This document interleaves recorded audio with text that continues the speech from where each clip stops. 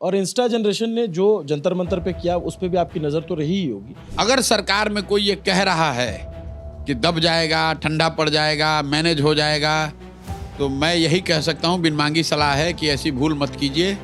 ये चीज़ नीचे फैल गई है। हम नहीं चाहते हैं कि बिहार का मुख्यमंत्री कोई अपराधी हो, 7वां फेल हो, 7 लोगों की हत्या में जो जेल काट कर आया है। और मैं तो कैमरे पर कह रहा हूँ मनोज तिवारी को कि अगर हिम्मत तुम में है, नेता अपने आप को कहते हो आप, तो आओ और भरत तिवारी के परिवार को न्याय दिलवाओ।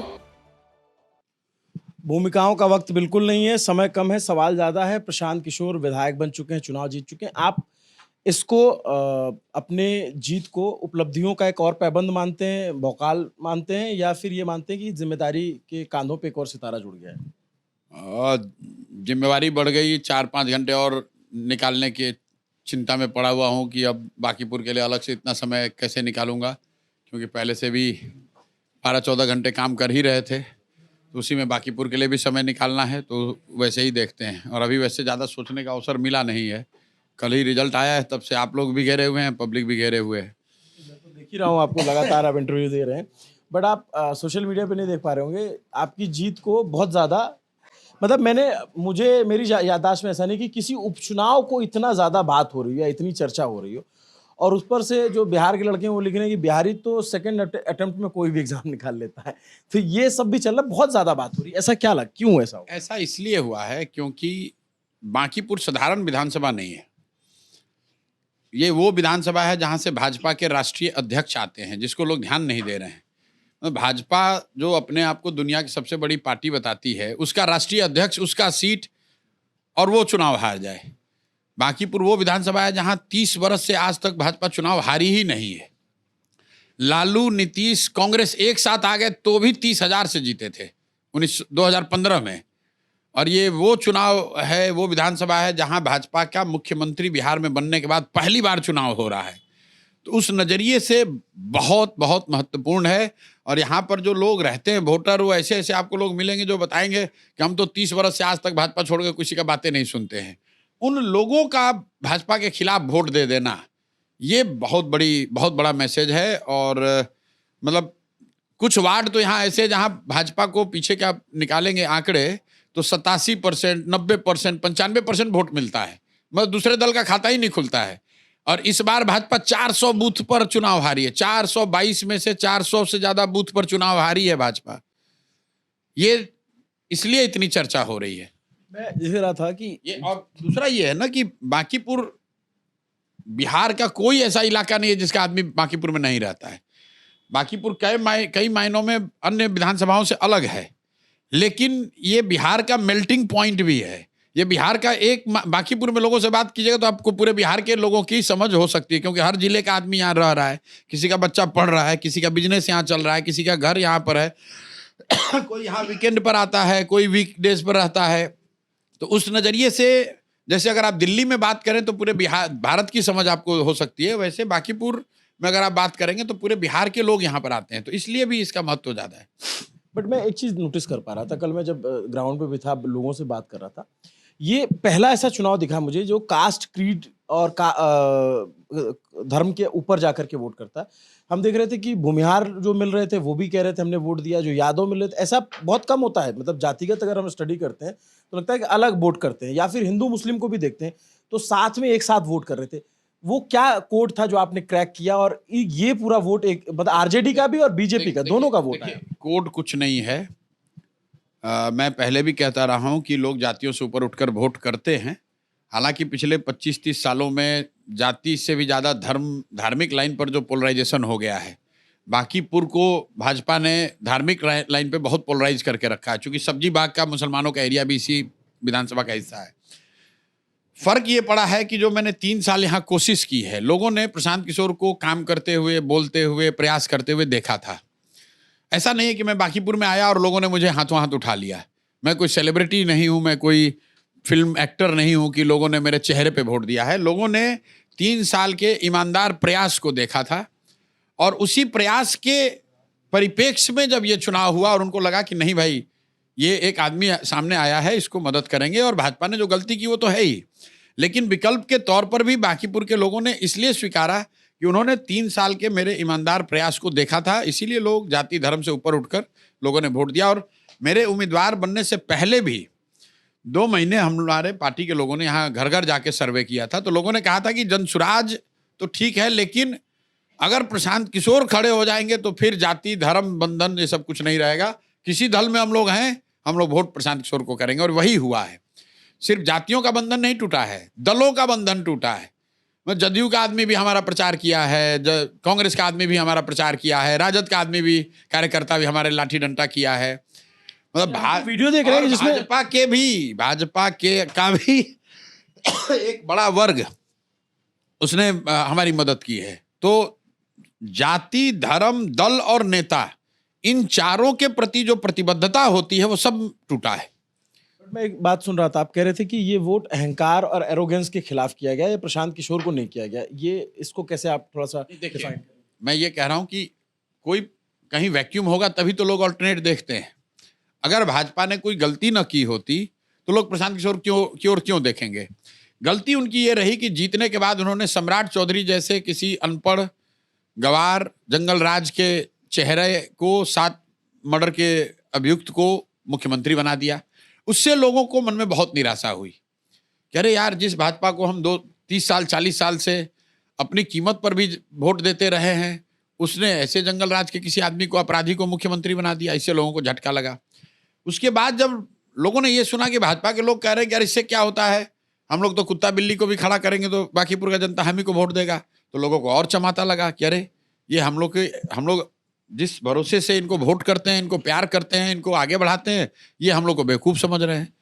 और जो भाजपा के नेताओं का जो उनकी कार्यवृद्धि है कि घर बैठे रहो, चुनाव का समय आएगा, मोदी के नाम पर वोट मांगो, अब मोदी के नाम पर वोट नहीं मिलेगा तो सबको डराओ कि भैया न दोगे वोट तो लालू का जंगल राज चला आएगा। तो लोगों ने कहा कि भैया चलो हटाओ, इस बार ये सब कोई डर नहीं है, ये सबको पहले झटका दो, ये लोग को सिखाओ। तो इसीलिए लोगों ने हराया है। एक बार बताओ, आप ये बात जो बोल रहे हो कुत्ता बिल्ली वाली, ये बात किस भाजपा के नेता ने की? मैं इसलिए जानना चाहता हूँ। अरे रविशंकर प्रसाद की क्लिप वायरल हुई, हम लोगों को भी लगा कि यार उन्होंने कहा है, बट उन्होंने ऐसा कहा नहीं था। तो क्या आपके समर्थकों ने उसको आलू का सोना बना करके उसका इस्तेमाल कर लिया? नहीं किया भाई, ये गली गली में लोग कहता है। ये देखिए, बिहार के जितने पत्रकार हैं उनसे पूछिए, लोग पत्रकार तक कहते हैं बाकीपुर में छोड़िए ना, बाकीपुर में तो भाजपा कुत्ता को भी माला डाल देगा तो जीत जाएगा। ये हर घर में कहा जाता है, यहाँ किसी एक बयान की बात नहीं है। ये भाजपा का अहंकार इतना हो गया था कि ये घर घर लोग कह रहे हैं कि अरे छोड़िए ना, भाजपा को कुत्ता बिल्ली भी खड़ा कर देगा तो जीत जाएगा।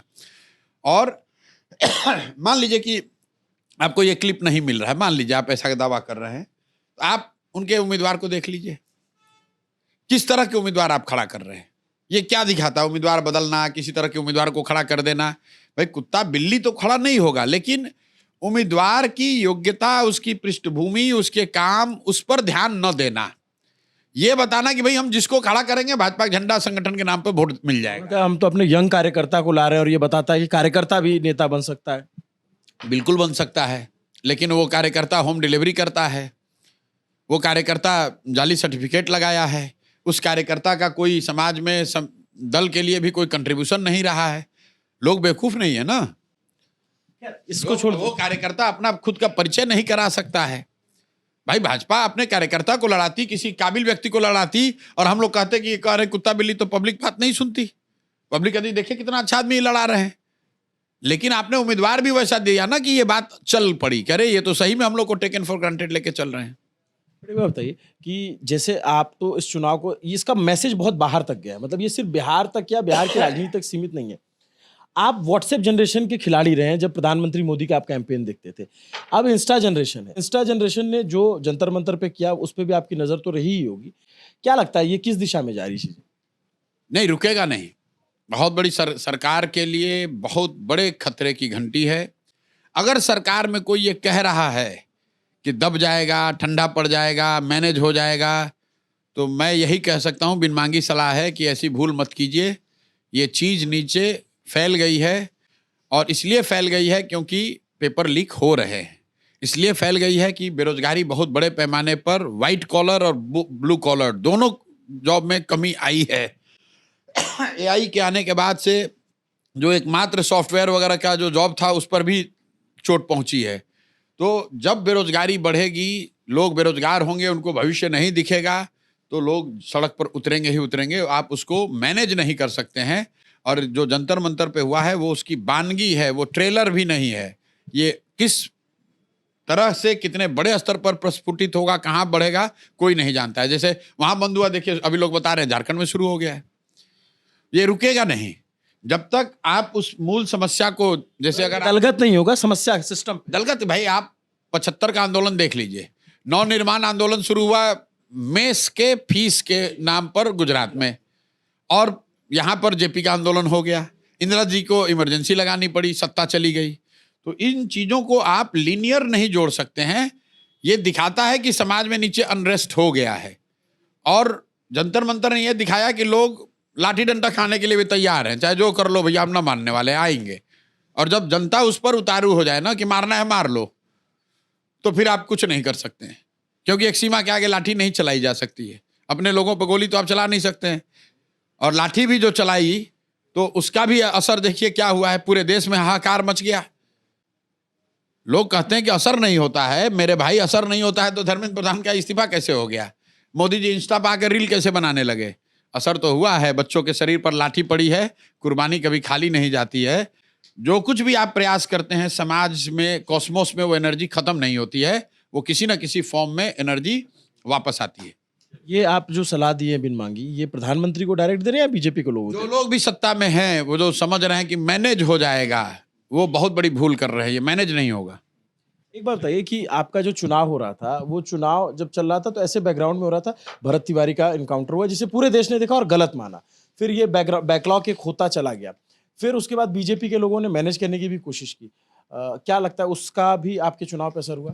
देखिए, चुनाव ओवरऑल सम्राट सरकार की जो नीतियां हैं, चाहे वो बंटी यादव की हत्या हो, भरत तिवारी की हत्या हो, नीट छात्रा का रेप और मर्डर हो, नालंदा में 2 पासवान समाज के बच्चों को मारने की बात हो, या गरीब लोगों के घरों पर, झोपड़ी पर बुलडोजर चलाने की बात है, या यहाँ पर आपने पेंशन रोक दिया बुजुर्गों का, वो बात हो, राशन कार्ड में 25 लाख लोगों का नाम काटा गया, ये सब कुछ सम्राट चौधरी के सरकार के खिलाफ लोगों के मन में था। इसीलिए लोगों ने ठोक के वोट दिया। और मनोज तिवारी लेकर आए थे उनकी फैमिली। मनोज तिवारी तो फ्रॉड आदमी है। चुनाव के समय में बरसाती मेढक की तरह आता है। और मैं तो कैमरे पर कह रहा हूं मनोज तिवारी को कि अगर हिम्मत तुम में है, नेता अपने आप को कहते हो आप, तो आओ और भरत तिवारी के परिवार को न्याय दिलवाओ। और अगर नहीं दिलवा सकते हो तो जीवन में शपथ लो, कसम खाओ कि बिहार की धरती पर कभी आकर इस तरह की गंदी राजनीति नहीं करोगे। किसी के बच्चे की मौत हुई है और उसके माँ को चंद वोट या सम्राट चौधरी के सामने अंक बढ़ाने के लिए उस माँ को विक्षिप्त अवस्था में लाकर मिलाना और समाज में ये मैसेज देना कि इनका समझौता हो गया है, इससे बड़ा घिनौना अपराध कुछ हो नहीं सकता है। इस आदमी को लेकर मैंने पहले कभी कोई टीका टिप्पणी नहीं की है, लेकिन इस घटना के बाद मैं आपको बता दे रहा हूं कि इनसे घिन आती है कि लोग इस स्तर पर उतर कर राजनीति कर रहे हैं। और इसका असर देखिए कि पब्लिक ने जहां जहां मनोज तिवारी आके प्रचार किए होंगे, वहां भाजपा को 4 गो वोट कमे हुआ होगा। गाली लोग अलग दे रहे हैं पूरे बिहार में। एक बयान अभी लास्ट में अनंत सिंह का आया। उन्होंने कहा कि नीतीश कुमार को जिस तरीके से हटाया गया, उसकी वजह से भी आपकी जीत हुई। उनके बयान को कैसे देखते हैं? नहीं जानते हैं उनको हम ज्यादा। बट नीतीश कुमार का इस पिक्चर से बाहर होना आपके लिए फायदेमंद हुआ? एनडीए की सरकार है, किसको उनको रखना है, हटाना, ये हमारा विषय नहीं है। सम्राट चौधरी के पीछे क्यों पड़े आप? भाई बिहार के हैं और हम नहीं चाहते हैं कि बिहार का मुख्यमंत्री कोई अपराधी हो, 7वां फेल हो।